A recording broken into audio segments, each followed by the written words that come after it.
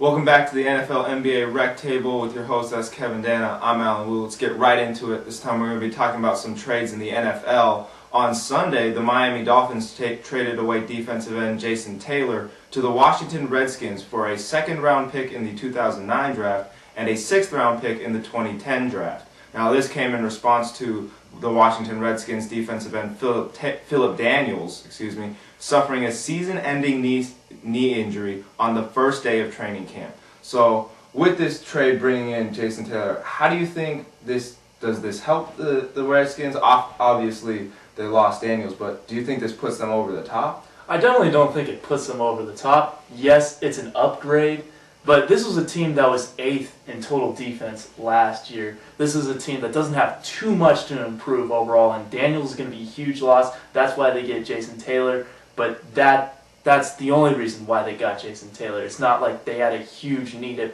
at defensive end. If Philip Daniels didn't go down, they wouldn't be making this move, so I don't think it really puts them over the top.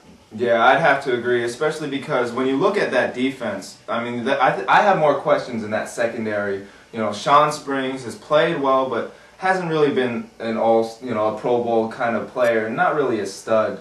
I mean, their best players were their safety tandem of Sean Taylor and LaRon Landry, but, you know, of course, the tragic death of Sean Taylor last season was just, I mean, it was just a tragedy in all sorts of ways. But that defense really is struggling now, and I'm not really sure that, you know, this helps them get above the Dallas Cowboys and the New York Giants in that division. Granted, all three of those teams made the playoffs last year in the NFC.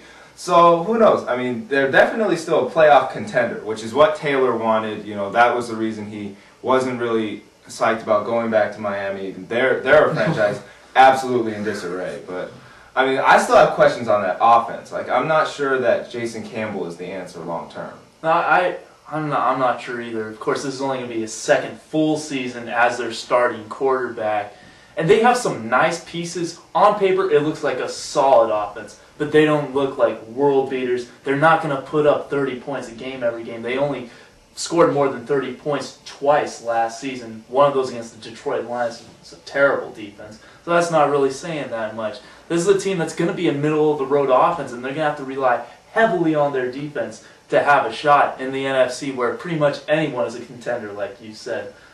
Yeah, pretty much. And we have a lot of other movement in the NFC as well. Today on Monday, Jeremy Shockey was traded from the New York Giants to the New Orleans Saints. Now, they've been talking about trying to get this trade done. There was a lot of talk about this at the NFL draft back in April. Didn't get done, but the Saints traded away a second-round pick and a fifth-round pick in the 2009 draft to the Giants in return for Jeremy Shockey. And this instantly improves that New Orleans offense, which was already really, really potent. Yeah, their starting tight end last year was Eric Johnson. He's a decent tight end, but he was a guy who got 48 receptions, a little under 400 yards, so he wasn't getting those 9-10 yards per reception. You bring in Jeremy Shockey, who's a 10-11 yard per catch kind of guy, 3 touchdowns, over 600 yards. He was the Giants' third option for a receiving target for Eli Manning. So he's such a physical specimen, and he's going to be able to break tackles, I think, a lot better than Eric Johnson would.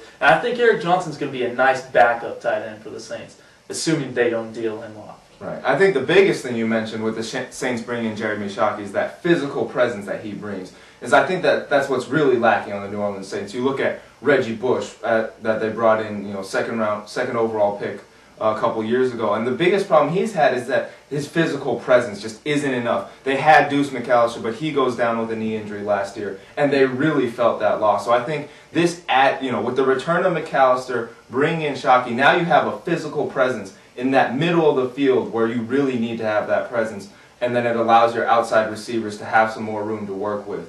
But on the Giants side, I think that, you know, he's sort of just been the odd man out. It's sort of been a rough few years for him. Whether or not it's totally his fault, I'm not so sure. I think the media a lot of time has gotten on him unnecessarily. You know, they talk about he's been a distraction. He hasn't been that good of a player for what he's said for. But, you know, I think he's just got a lot of heat for a lot of things that were out of his control. You know, he's had to battle some injuries. That's why he wasn't playing in the playoffs last year. But with the Giants, I think that they'll be fine because Kevin Boss, rookie last year, came in, made some good plays, a big one especially in the Super Bowl, broke off a huge catch for like over 40 yards or something like that. And so I think he'll be able to step in and do well. But how do you think that offense now looks losing Jeremy Shockey?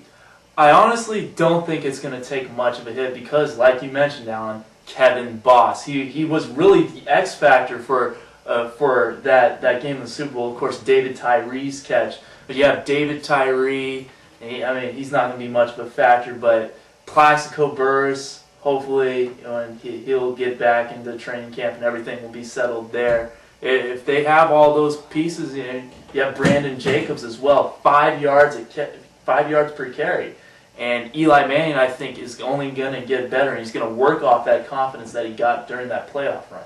Yeah, and I think we'll have to see how that resolves itself. The Plaxico Burress situation, talks about wanting a new contract, but hopefully he'll get in. I think they had some good pieces. Steve Smith, another rookie last year, wide receiver who might be able to come in and step in. But we'll have to see whether or not it doesn't look like they're the favorites to repeat anyway. No. I mean, especially with the New England Patriots back there again. But who knows? I mean, they were perfect last year, the Patriots were, but that didn't really come out in the Super Bowl. So we'll have to see how that goes. All right, thanks again, and tune in next time on the NFL NBA Rectable.